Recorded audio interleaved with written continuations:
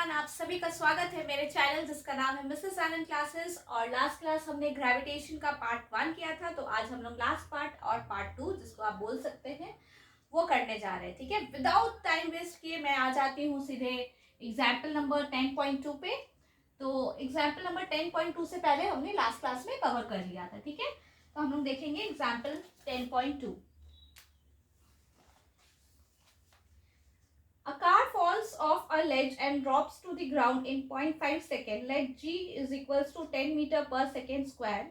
What is its speed on the striking ground? ठीक है, पहला है कि हमारा स्पीड क्या है। तो u क्या होगा, 0 होगा। ठीक है, इनिशियल वेलोसिटी हमारा 0 होगा। लेड से फॉल करता है, टाइम कितना है, 0.5 सेकेंड। ठीक है, जी हमारा दिया हुआ है 10, सिंप्लीफिकेशन के लिए, मतलब आपको ज्यादा परेशानी ना हो इसलिए जी की वैल्यू को 10 ले लिया है। तो स्पीड हम लोग लिख लेते हैं, v is equals to u plus a t, जो हमारा फॉर्मूला था। यहाँ पे ए की जगह जी आ जाएगा, रिप्लेस हो जाएगा। v हम लोग को फाइंड आउट करना है, u 0 है, g के इतना है 10 है और ये 0.5 है। ठीक है, तो इसको सिंपली कर लीजिए, क्या आ जाएगा, 5 मीटर पर सेकेंड। ठीक है, सेकेंड पार्ट क्या दिया हुआ है, ये फर्स्ट पार्ट था। सेकेंड पार्ट क्या है, सेकेंड पार्ट है what is it's average speed during the 0.5 second. Average speed क्या होता है, एवरेज स्पीड होता है u प्लस वी बाई 2। ठीक है, initial plus final velocity by 2। ठीक है, सबको ध्यान में रहेगा ना एवरेज स्पीड क्या होता है। तो इनिशियल तो 0 है, फाइनल अभी हमने निकाला 5 डिवाइडेड बाई 2, तो 2.5 मीटर पर सेकेंड स्क्वायर, ये 5 है। ओके, हाँ ठीक है। तो अब हम लोग पार्ट 3 देख लेते हैं। पार्ट 3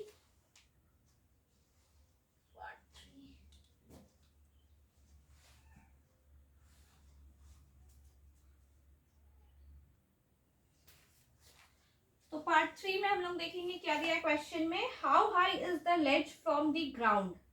तो डिस्टेंस हम लोग को बेसिकली फाइंड आउट करना है। तो डिस्टेंस के लिए हम लोग ये वाला फॉर्मूला यूज कर लेते हैं, हाफ ए टी स्क्वायर होता है ना, u plus half A T square.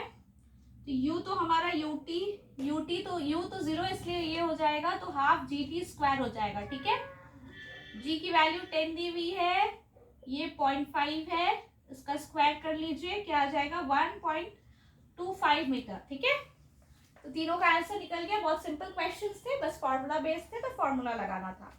अब हम लोग एग्जांपल 10.3 देखते हैं क्या है। ये समझ में आया ना आप लोगों की एस यू टी होता है plus half A T square होता है। ठीक है, तो यू तो हमारा 0 है, इनिशियल वेलोसिटी 0 है, तो ये टर्म पूरा 0 हो गया, इसलिए हाफ जी टी स्क्वायर आ गया। ए को जी से हम लोग रिप्लेस कर रहे हैं, एक्सेलरेशन ड्यू टू ग्रेविटी, इसलिए ये हाफ जी टी स्क्वायर हो गया। ठीक है, अब हम लोग देखते हैं एग्जाम्पल 10.3।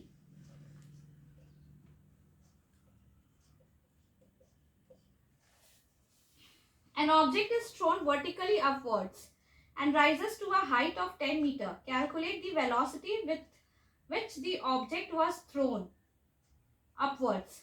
ठीक है, तो देखिए यहाँ पे क्या दिया हुआ है, डिस्टेंस दिया हुआ है s 10 मीटर। ठीक है, v u हमारा क्वेश्चन मार्क है, v क्या होगा, वो अगर ऊपर जाता है तो फिर एक्सेलरेशन ड्यू टू ग्रेविटी की वजह से नीचे आ जाएगा, तो फाइनल वेलोसिटी हमारा 0 हो जाएगा। ठीक है,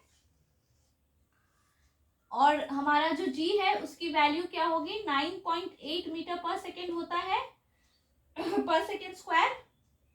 लेकिन हम लोग का क्या हो रहा है, हम लोग ऊपर की तरफ फेंक रहे हैं। ठीक है, अपवर्ड मोशन हो रहा है जिस वजह से माइनस साइन आ जाएगा। समझ में आया, हम लोग बॉल को क्या कर रहे हैं, ऊपर की तरफ फेंक रहे हैं, तो एक्सेलरेशन ड्यू टू ग्रेविटी क्या आ जाएगी, नेगेटिव हो जाएगी। ओके, तो देखिए हम लोग इसमें कौन सा फॉर्मूला लगा सकते हैं, v square is equals to u square plus 2as वाला फॉर्मूला इसमें फिट होता है। सारे टर्म्स हमारे हैं हमारे पास, v हमारा 0 है, u हमें निकालना है, प्लस 2 जी की वैल्यू -9.8 है और डिस्टेंस 10 दिया हुआ है, तो ये इधर पॉजिटिव हो जाएगा। 9.8 into 10 into 2 is equals to u square हो जाएगा। ठीक है, इसका हम लोग को आ जाएगा √196 मीटर पर सेकेंड। ठीक है, तो u की वैल्यू क्या आ जाएगी, u की वैल्यू 14 आ जाएगी। ठीक है, 14 मीटर पर सेकेंड। सबको समझ में आया ये वैल्यू कैसे आई? बेसिकली हमने फॉर्मूला में पुट कर दिया सारे टर्म्स को। ओके, तो हम लोग अब इसका सेकेंड पार्ट देखते हैं।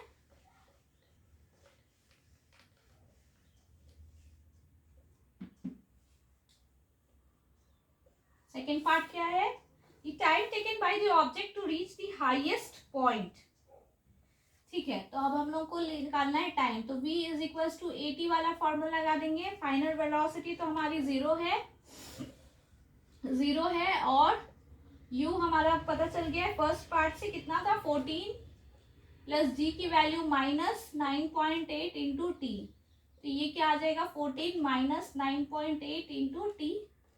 9.8 t is equals to 14, t की वैल्यू क्या आ जाएगी 14/9.8। ठीक है, तो क्या आ जाएगी 1.43 सेकेंड आ जाएगी। ठीक है, कुछ नहीं, हमें बस देखना है कौन कौन सी हमें वैल्यूज दी हुई है, उसके अकॉर्डिंग हम लोग फॉर्मूला, जो हमारे 3 स्टैंडर्ड फॉर्मूलाज है, 3 स्टैंडर्ड मोशंस है, जो मोशंस के फॉर्मूला है, इक्वेशंस है, उस पे पुट करनी है। ठीक है, तो इसमें ये फिट होता था इसलिए ये मैंने पुट कर दिया। चलिए अब हम लोग देखते हैं यहाँ पे इन टेक्स्ट क्वेश्चंस क्या दिया हुआ है। What do you mean by free fall, what do you mean by acceleration due to gravity, ये तो हमने लास्ट क्लास में पढ़ा था। फ्री फॉल किसे बोलते हैं? अगर कोई ऑब्जेक्ट में कोई और फोर्स नहीं लग रहा है except acceleration due to gravity, वो गिर रहा है, उस पर और कोई एक्सटर्नल फोर्स नहीं है, तो उसे फ्री फॉल लगते हैं। और उसमें उस समय जो एक्सेलरेशन होता है उसे एक्सेलरेशन ड्यू टू ग्रेविटी बोलते हैं। ठीक है, जिस rate of change of velocity से वो गिर रहा है, उस rate of change of velocity को एक्सेलरेशन ड्यू टू ग्रेविटी बोलते हैं। ठीक है, चलिए तो अब हम लोग देखते हैं मास क्या होता है। ठीक है,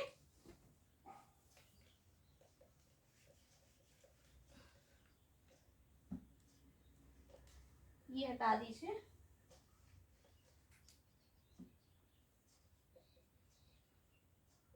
ठीक है, we have learned in the previous chapter that the mass of an object is the measure of its inertia।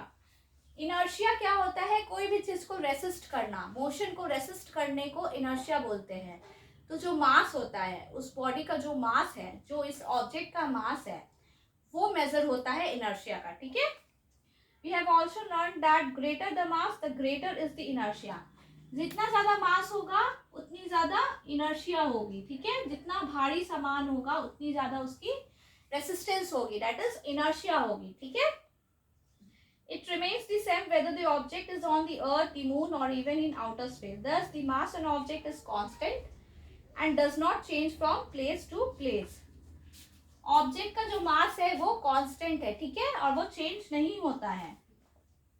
मास जो है ना, वो कहीं पे भी रहे, ये ऑब्जेक्ट कहीं पे भी रहे, ये मार्कर जो मैंने पकड़ा है ये कहीं पे भी रहे, इसका मास कांस्टेंट होगा। अर्थ पे रहे, मून पे रहे, कहीं पे भी रहे, तो इसका मास जो है वो कांस्टेंट होगा, ये चेंज नहीं होता है। ठीक है, मास इज ऑलवेज कांस्टेंट। ठीक है, weight, we know that the earth attracts every object with a certain force and this force depends on the mass of the object and the acceleration due to the gravity। The weight of an object is the force with which it is attracted towards the earth। देखिए अब क्या wait क्या होता है, ये तो हमने मास पढ़ लिया, अब वेट क्या है?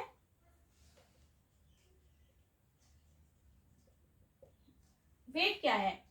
देखिए, जो भी एक हमारा जो भी ऑब्जेक्ट है अर्थ में, वो अट्रैक्ट होता है। ठीक है, अर्थ सारे ऑब्जेक्ट को अट्रैक्ट करता है, तो वो किस फोर्स से करता है, वो किस पे डिपेंड करता है? उस ऑब्जेक्ट के मास पे, और वो किस एक्सेलरेशन ड्यू टू ग्रेविटी से अट्रैक्ट हो रहा है, उस वजह से। तो वेट क्या होगा, वेट जो है वो फोर्स है जिससे वो अट्रैक्ट हो रहा है अर्थ के टुवर्ड्स, ठीक है। मान लीजिए हम लोग को पता है कि फोर्स होता है मास इनटू एक्सेलरेशन, ठीक है। अब फोर्स को क्या, एक्सेलरेशन ड्यू टू ग्रेविटी में हम लोग जी से डिनोट करते हैं, तो फोर्स क्या हो गया, mg हो गया, ठीक है। The force of attraction of the earth on an object is known as the weight of the object. Weight को किससे डिनोट करते हैं, वेट को हम लोग W से डिनोट करते हैं, ठीक है।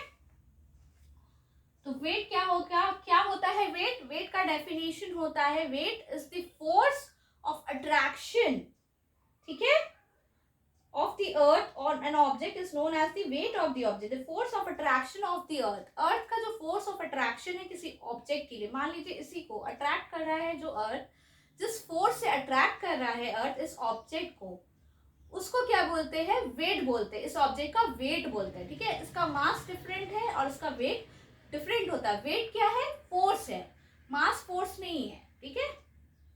आप लोगों को कंफ्यूजन नहीं होना चाहिए, ये दोनों टर्म्स में बच्चे बहुत ज्यादा कंफ्यूज करते हैं, इसीलिए मैं बार बार बता रही हूँ कि वेट क्या है, फोर्स ऑफ अट्रैक्शन है, and mass is constant. Weight can change but mass is constant, okay.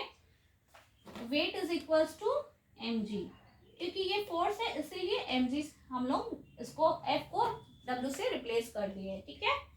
अगर आपको मेरा ये वीडियो अच्छा लग रहा हो, आपको एक्सप्लेनेशन अच्छा लग रहा हो, तो kindly subscribe to my channel. मेरे चैनल में बहुत कम सब्सक्राइबर्स है, तो काइंडली आप मेरे चैनल को सब्सक्राइब कीजिए ताकि मैं आपके लिए अच्छे अच्छे वीडियोस, इंफॉर्मेटिव वीडियोस आपके एग्जाम्स के लिए बना सकूँ, आपके लिए बना सकूँ, और अपने फ्रेंड्स के साथ ज़्यादा से ज़्यादा शेयर कीजिए, ओके। तो चलिए हम लोग अब आगे बढ़ते हैं। As the weight of an object is the force with which it is attracted towards the earth, the SI unit of weight is same as that of force। ये फोर्स है चूंकि, इसीलिए इसका जो SI यूनिट होगा वो क्या होगा, न्यूटन होगा, ठीक है। क्योंकि ये फोर्स का मेजरमेंट है इसलिए इसका SI यूनिट क्या होगा, न्यूटन होगा, ठीक है। The weight is a force acting vertically downwards. It has both magnitude and direction। Weight क्या है, वेट डाउनवर्ड्स एक्ट करता है, कोई किसी के ऑब्जेक्ट का वेट है डाउनवर्ड्स एक्ट करता है, वर्टिकली डाउनवर्ड्स। तो इसका क्या होगा, वेट का बोथ मैग्नीट्यूड होता है और डायरेक्शन होता है, ठीक है। दोनों चीजें होती हैं इसका, ठीक है। We have learned that the value of g is constant at a given place. Therefore, at a given place, the weight of an object is directly proportional to the mass of the object. It is due to this reason that at a given place we can use the weight of an object as a measure of its mass. The mass of an object remains the same everywhere, that is on the earth and on any planet, whereas its weight depends on its location because g depends on location। देखिए मैंने अभी बताया था ये depend करता है g की value पे, पर हमारा जो मास था, मास होता है कांस्टेंट, ठीक है। अगर हम लोग सेम लोकेशन पे हैं तो हम लोग बोल सकते हैं वेट और मास सेम हो सकता है, ठीक है। बट ये वेट है जो वो जी के ऊपर डिपेंड करता है और ये जी लोकेशन के ऊपर डिपेंड करता है, ओके। किस जगह पे आप, अर्थ पे है, मून पे है, और कहाँ पे है, तो उस जगह पे वो जी का वैल्यू चेंज हो जाएगा। आप अर्थ पे है तो 9.8 है, कहीं और पे है तो कुछ और वैल्यू होगी, ठीक है। तो ये जो वेट है वो जी पे डिपेंड करता है, बट मास का ऐसा कोई सीन नहीं है, ओके, सिंपल। चलिए अब हम लोग आगे देखते हैं।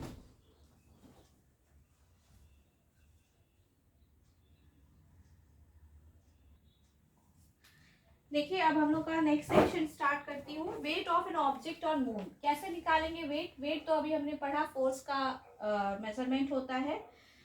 तो हम लोग यूनिवर्सल लॉ ऑफ ग्रेविटेशन जो लास्ट क्लास में पढ़े थे उसका फॉर्मूला क्या था तो हम लोग इसको ऐसे लिख सकते हैं, वेट ऑफ द मून को G M mass of the moon, okay, और ये स्मॉल एम है mass of the object by r square, ठीक है।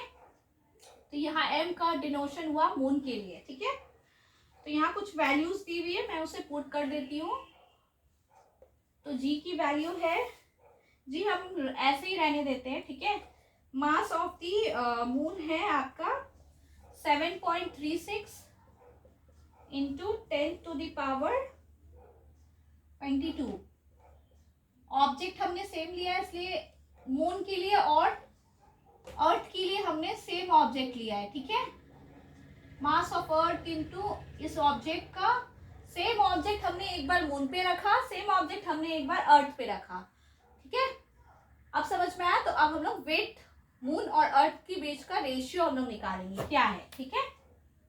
तो अब यहाँ पे मास हो गया, डिस्टेंस हमें आर आर आर क्या है, कितना है 1.74 इंटू 10⁶ का स्क्वायर, ठीक है। अब यहाँ पे देख लीजिए क्या है, जी तो वैसे ही छोड़ देते हैं। अर्थ का मास कितना है 5.98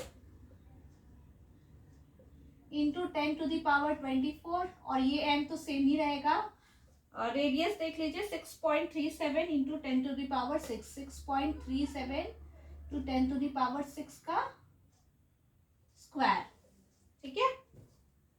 तो अगर हम लोग इसका रेशियो लेते हैं वेट ऑफ मून का divided by weight of earth का, तो क्या आएगा, ये निकल के आएगा, जी जी कैंसिल हो जाएगा, स्मॉल एम कैंसिल हो जाएगा, तो आपका आएगा 2.431 divided by 1.474 into 10⁻10 divided by 10�11, ठीक है। तो अब हम लोग रेशियो निकालते हैं weight of moon by weight of earth, तो ये आता है 1/6। इसका मतलब क्या है, किसी भी ऑब्जेक्ट का वेट जो मून पे है वो क्या है, अर्थ में जितना है उसका 1/6 पार्ट है, ठीक है। इससे हम लोग को क्या पता चलता है, मून में जो वेट है वो कम है, अर्थ में का 1/6 पार्ट वेट का मून में जो वेट होगा उस ऑब्जेक्ट का वो है, ठीक है। मून में क्या होगा 1/6 होगा किसका, अर्थ के वेट से, ठीक है।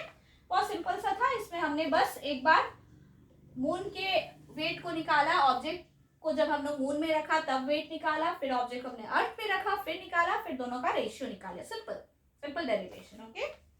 तो चलिए हम लोग आगे बढ़ते हैं, आगे हम लोग देखते हैं एग्जाम्पल 10.4 देखते हैं।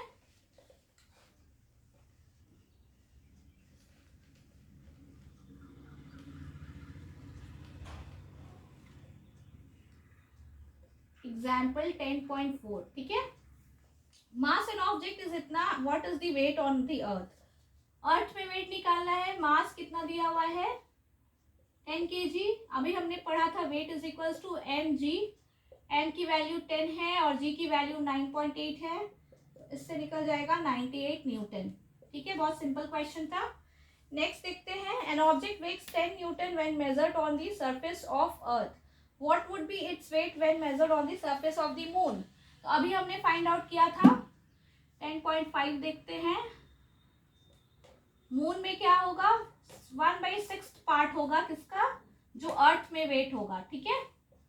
तो अर्थ में वेट कितना दिया है ऑब्जेक्ट का 10 न्यूटन दिया हुआ है, तो क्या हो जाएगा 10/6 हो जाएगा, 2 5 जा 2 3 जा 5/3 न्यूटन, क्या आ जाएगा आपका, या 1.67 न्यूटन आ जाएगा उसका वेट मून में। बहुत सिंपल था, ठीक है।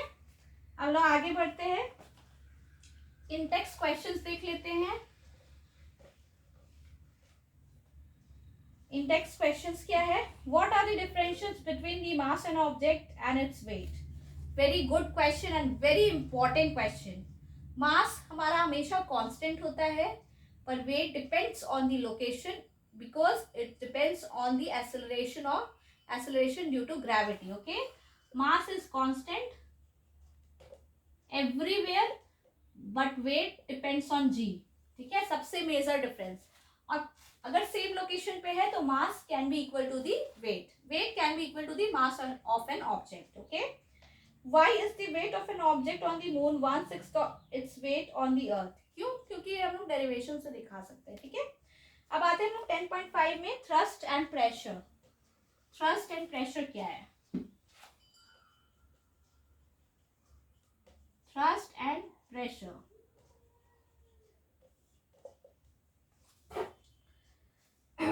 Have you ever wondered why a camel can run in a desert easily? क्यों कैमल डेजर्ट में इजिली रन कर जाते हैं। Why an army tank weighing more than 1,000 ton rests upon a continuous chain?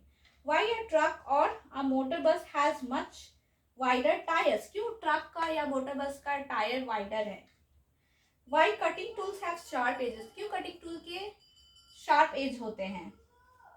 देखिए अब हम लोग इसको कैसे समझेंगे.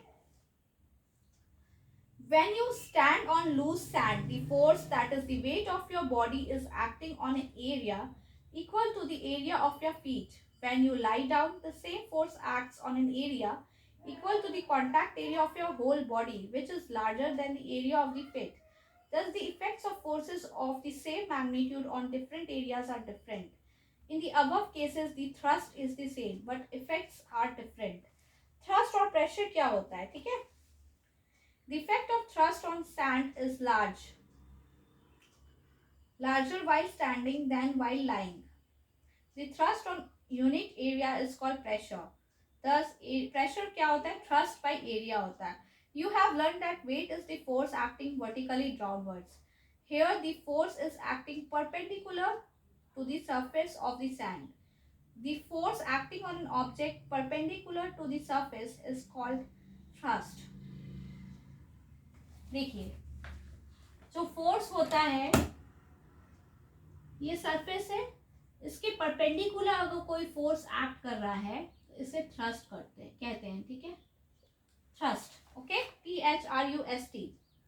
The force acting on an object perpendicular to the surface. ये सरफेस है हमारा, इसके परपेंडिकुलर मतलब 90 डिग्री में अगर कोई फोर्स एक्ट कर रहा है तो इसे थ्रस्ट कहते हैं. और प्रेशर क्या होता है, थ्रस्ट सेम हो सकता है पर प्रेशर डिफरेंट हो सकता है. क्यों, देखिए अगर आप अपने पैर से खड़े हैं सैंड पे तो आपके पैर के पोर्शन में ही प्रेशर लग रहा है, ठीक है, थ्रस्ट लग रहा है. लेकिन अगर वो मैग्नीट्यूड जो थ्रस्ट है उससे सिमिलर होगा. लेकिन अगर आप पूरे बॉडी के साथ सैंड में हैं तो ये जो मैग्नीट्यूड है वो उतना काम नहीं करेगा, तो उतना आपको प्रेशर फील नहीं होगा, ठीक है. तो प्रेशर क्या होता है, एरिया पे डिपेंड करता है, ठीक है. थ्रस्ट बाय एरिया, ये प्रेशर होता है, ठीक है. थ्रस्ट क्या होता है, प्रेशर क्या होता है, एरिया पे डिपेंड करता है, तो थ्रस्ट बाय एरिया होता है, ठीक है. थ्रस्ट क्या है, force acting perpendicular to the surface, okay.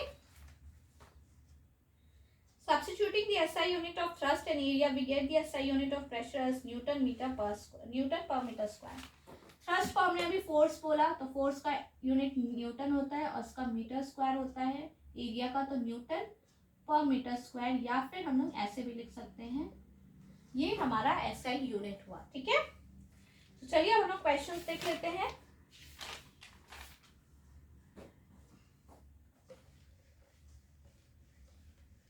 एक एग्जाम्पल दिया है, इस पे देख लेते हैं.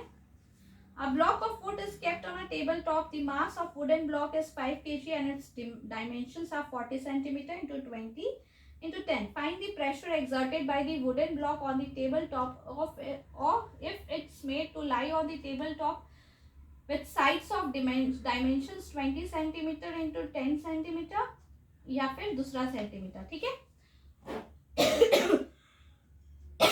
ठीक है, तो हम लोग को क्या निकालना है, प्रेशर निकालना है. तो सबसे पहले हमारा मास कितना दिया हुआ है, 5 kg दिया हुआ है, ठीक है. और डायमेंशंस क्या दिए हुए हैं, 40 इंटू थ्रस्ट हम लोग निकालेंगे क्या होता है, मास इंटू जी. तो मास दिया हुआ है, जी तो हमारा 9.8 रहेगा, तो क्या आ जाएगा 49N, ठीक है.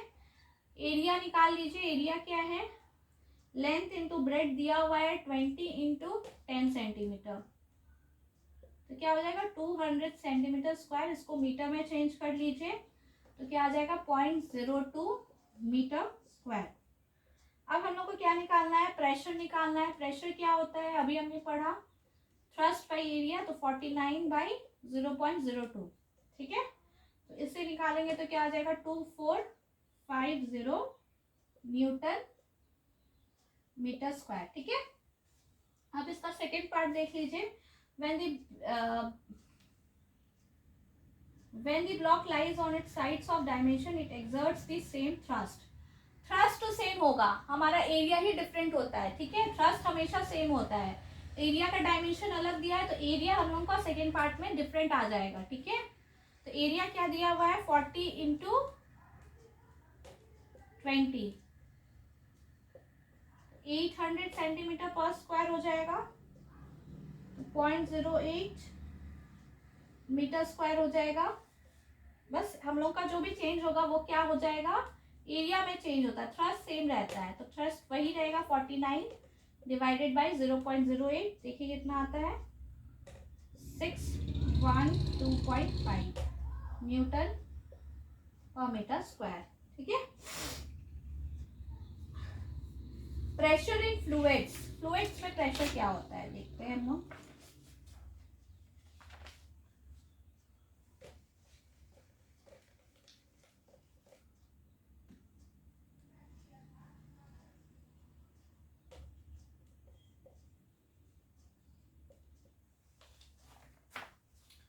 All liquids and gases are fluids. A solid exerts pressure on a surface due to its weight. Similarly, fluids have weight and they also exert pressure on the base and walls of the container in which they are enclosed. Pressure exerted in any confined mass of fluid is transmitted undiminished in all directions. देखिए simply हमारा fluid क्या आता है, fluid में हमारा liquids और gases दोनों आ जाएंगे। ठीक है। अब हमारा जो लिक्विड है मान लीजिए यहाँ तक फिल है, तो ये जो प्रेशर है वो हर डायरेक्शन में देगा। ठीक है, वॉल्स पे हर डायरेक्शन पे देगा, यही बोल रहा है। अब हम लोग को क्या लिखा है यहाँ पे, बॉयंसी क्या होता है, बॉयंसी तुम देख रहे थे, बॉयंसी क्या होता है।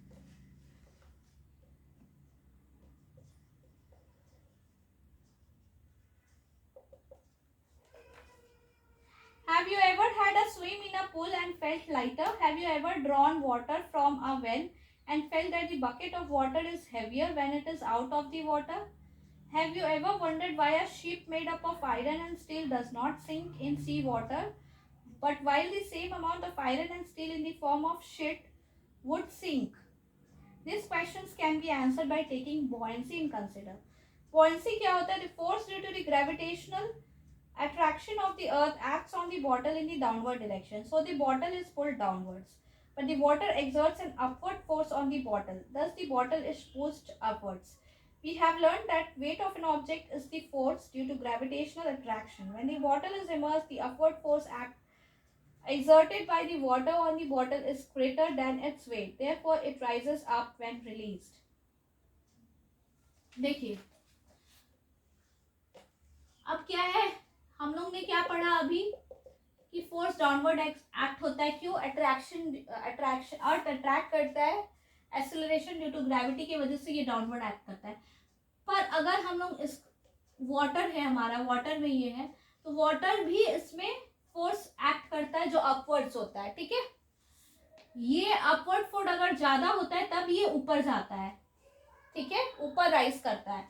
तो इस फोर्स को हम लोग क्या करते हैं, जो एक्सर्ट करता है लिक्विड्स फ्लूइड्स में, जो डिफरेंट डायरेक्शन में फोर्स अपवर्ड डायरेक्शन में फोर्स एक्सर्ट करता है बाय डिफरेंट ऑब्जेक्ट, मतलब ये वाटर डिफरेंट ऑब्जेक्ट है, ये हमारे इस ऑब्जेक्ट पे अपवर्ड डायरेक्शन में फोर्स को एक्सर्ट कर रहा है, तो इसको क्या बोलते हैं, बुयांसी बोलते हैं, बुयांसी फोर्स या बुयांट force.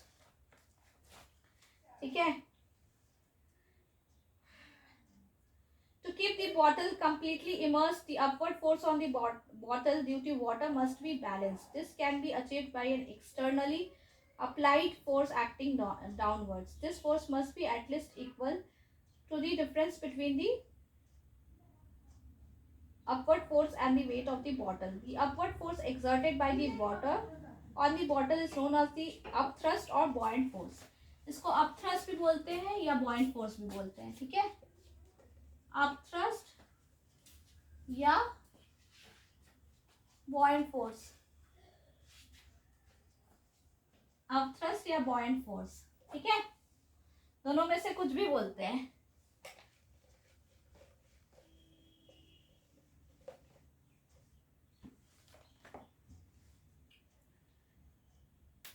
Why objects float or sink when placed on the surface of water?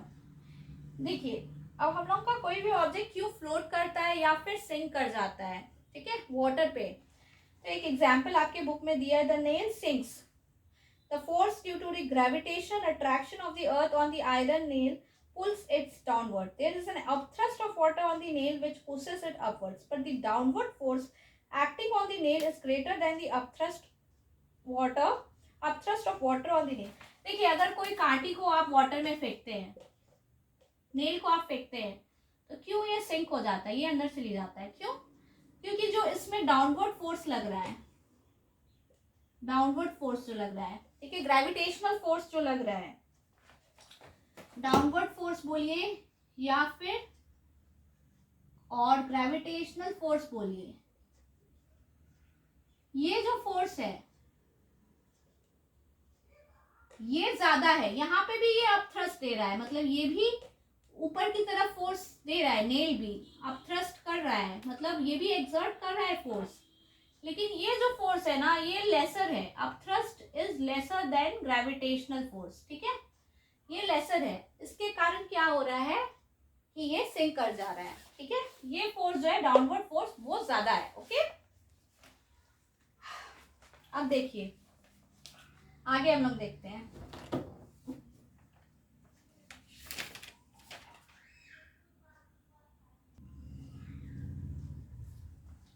अब क्या बोल रहा था, cork floats while the nail sinks, this happens because of the difference in their densities. The density of a substance is defined as the mass per unit volume. The density of cork is less than the density of water. This means that the upthrust of water on the cork is greater than the weight of the cork, so it floats. Basically आप density से भी बोल सकते हैं कि cork जो है वो फ्लोट क्यों करता है, क्योंकि जो अपथ्रस्ट है वो ज्यादा है, ठीक है, वाटर का जो अपथ्रस्ट है, वाटर जो अपथ्रस्ट दे रहा है कॉर्क के ऊपर वो ज्यादा है, ग्रेटर है, ठीक है, जो वेट है कॉर्क का उससे ज्यादा, ठीक है। The density of iron nail is more than the density of water. This means that the upthrust of water on the iron nail is less than the weight of the nail. Therefore, objects of density less than that of a liquid float on the liquid. The objects of density greater than that of a liquid sink in the liquid. देख लीजिए, हम लोग density से भी बोल सकते हैं कि क्या होता है, ये ध्यान में रखिएगा, जो लेस डेंसिटी होगा, ऑब्जेक्ट्स का डेंसिटी जिसका लेस होगा, डेंसिटी ऑफ ऑब्जेक्ट लेस, ठीक है, जो लिक्विड है जिसमें फ्लोट कर रहा है उससे कम होगा, ठीक है, तो क्या हो जाता है, ये फ्लोट करता है, ठीक है। अगर डेंसिटी ऑब्जेक्ट का ज्यादा है, जिस लिक्विड में वो डला है, तो वो सिंक कर जाएगा, मतलब अंदर चला जाएगा, ठीक है। Why is it difficult to hold a school bag having a strap made up of a thin and strong string? What do you mean by buoyancy? Why does an object float or sink when placed on the surface of water? ये just हमने question number 2 और question number 3 just हमने पढ़ा है। First question एक बार देख लीजिए, Why is it difficult to hold a school bag having a strap made up of thin and strong string? क्यों होल्ड करने में हमें दिक्कत होता है? क्योंकि जो उसका डाउनवर्ड फोर्स है ना, उसका वेट वो ज्यादा है, ठीक है, इसीलिए हमने उसे उठाने में हमें दिक्कत होता है, ठीक है, होल्ड करने में, ओके। अब नेक्स्ट क्या है, लास्ट टॉपिक हमारा आर्किमेडिस प्रिंसिपल। चलिए हम लोग देखते हैं Archimedes principle, okay, Archimedes principle.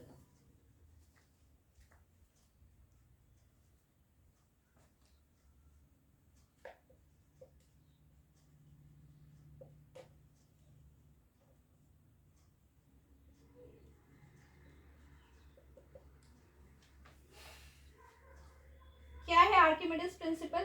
You will find that the elongation of the string or the reading of the balance decreases as the stone is gradually lowered in the water. However, no further change is observed once the stone gets fully immersed in the water. What do you infer from the decrease in the extension of the string or the reading of the spring balance? अच्छा, यहाँ पे एक experiment दिया है कि जो एक stone को आप बांध दीजिए स्ट्रिंग से, ठीक है, उसको ऐसे उसका इलोंगेशन देखिए, और जब हम लोग वाटर में डालते हैं तब उसका ये देखिए आपका रीडिंग देखिए, ठीक है। तो क्या होता है, रीडिंग जो होता है वो डिक्रीज हो जाता है। ऐसा क्यों होता है? We know that the elongation produce in the string और the spring balance is due to the weight of the stone. Spring balance में जो इलोंगेशन आया वो वेट ऑफ द स्टोन से आया, ठीक है। Since the extension decreases once the stone is lowered in water, it means that some force acts on the stone in upward direction. अब देखिए, जब हम लोग स्टोन को वाटर में दिए तो इलोंगेशन मतलब उसका वो ऐसे लटक रहा था ना, वो कम हो गया, ठीक है।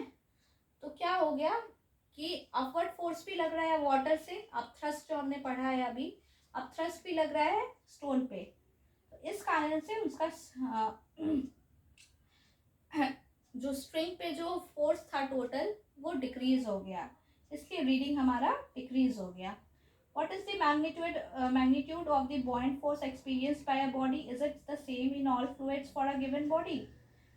तो ये सब जो क्वेश्चन है, इस क्वेश्चन का आंसर क्या है? आर्किमिडीज प्रिंसिपल, ठीक है। देखिए क्या है Archimedes principal? When a body is immersed fully or partially in a fluid, it experiences an upward force that is equal to the weight of the fluid displaced by it. देखिए अब हम लोग देखते हैं इसको। मान लीजिए ये स्टोन है, ये पार्शियली ही इमर्स्ड हुआ है, तो आर्किमिडीज प्रिंसिपल क्या बोलता है कि हमारा जो बॉयंट फोर्स होता है या जो फोर्स, जो अपवर्ड फोर्स ये एक्सपीरियंस कर रहा है, अपवर्ड फोर्स, ठीक है, जो वाटर अपवर्ड फोर्स दे रहा है, जो एक्सपीरियंस कर रहा है स्टोन, वो किसके बराबर होता है? ये जितना वेट को यहाँ से वो जितना पोर्शन ऑफ वाटर को डिस्प्लेस किया है उसके वेट के बराबर होता है, wait of the fluid displaced. तो ये स्टोन जितना फ्लूइड को डिस्प्लेस किया मतलब हटाया है, यहाँ पे ये अपना जगह बनाया वाटर को हटा के, ओके, तो जितना वाटर को हटाया है उसके बराबर होता है। ये जो फोर्स अपवर्ड जो फ्लूइड लगा रहा है स्टोन पे वो किसके बराबर होगा?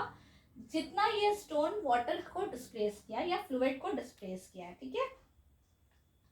Archimedes principal has many applications, इसके एप्लीकेशंस बहुत सारे हैं। It is used in designing ships and submarines. ये किसमें यूज होता है? Designing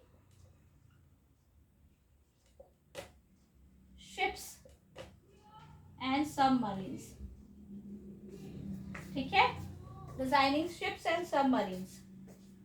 Lactometers which are used to determine the purity of a sample of milk and hydrometers used for determining density of liquids are based on this principles. Lactometers और हमारा जो hydrometer है इस principal पे depend कर रहा है, ठीक है। Purity of milk,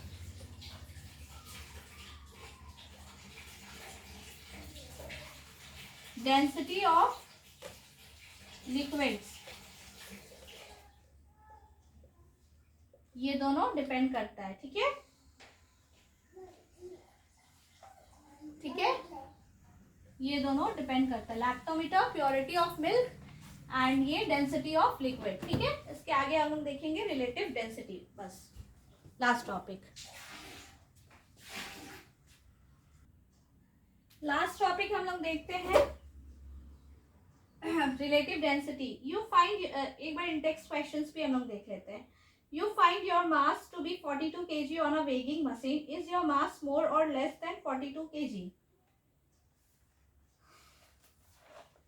You have a bag of cotton and an iron bar, each indicating a mass of 100 kg when measured on a weighing machine. In reality, one is heavier than other. Can you say which one is heavier and why? देखिए heavier तो हमारा iron bar ही होगा। क्यों होगा? क्योंकि जो उसका downward wait है वो ज्यादा है, ठीक है। Acceleration due to gravity same है, मास सेम है, लेकिन जो वो वेट देता है वो ज्यादा है, फोर्स, ठीक है।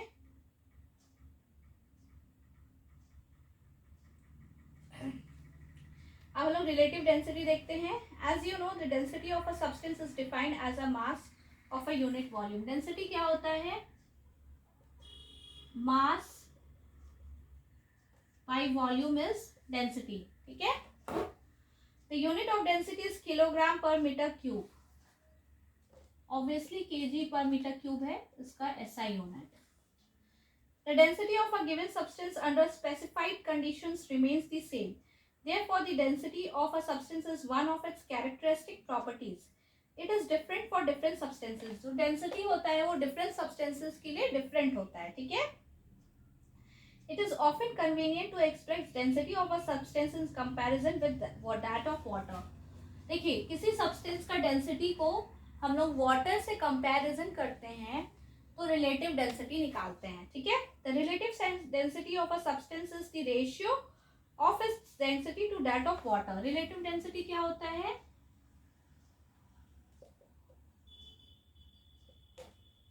ऑब्जेक्ट का डेंसिटी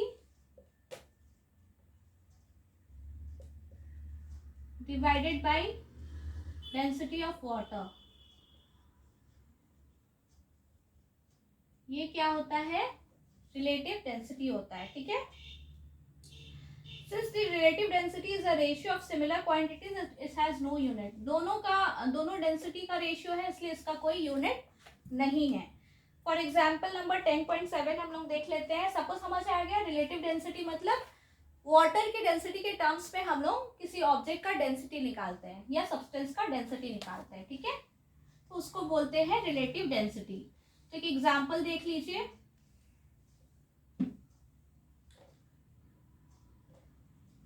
आपकी बुक में दिया हुआ है. Relative density of silver is 10.8. The density of water is 10 to the power 3 kg per meter cube. What is the density of silver in SI unit? Relative density दिया हुआ है और डेंसिटी ऑफ सिल्वर दिया हुआ है 10.8. Sorry relative density की value दी हुई है और डेंसिटी ऑफ वाटर दिया हुआ है 10 to the power 3. तो हम लोग को रिलेटिव डेंसिटी ऑफ सिल्वर निकालना है. ठीक है. रिलेटिव डेंसिटी कितना दिया हुआ है? 10.8.